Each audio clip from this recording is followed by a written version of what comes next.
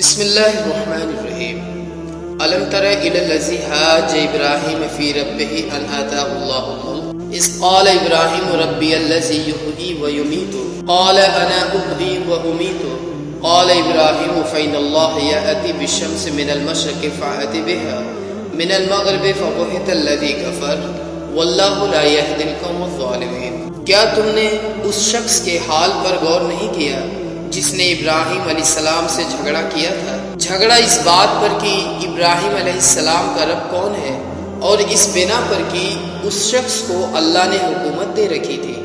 جب ابراہیم علیہ السلام نے کہا کہ میرا رب وہ ہے جس کے اختیار میں زندگی اور موت ہے، تو اس نے جواب دیا زندگی اور موت میرے اختیار میں ہے۔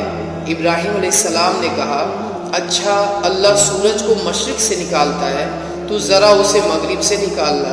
یہ سن کر وہ منکر حق ششدر رہ گیا، مگر اللہ ظالموں کو راہ راست نہیں دکھایا کرتا۔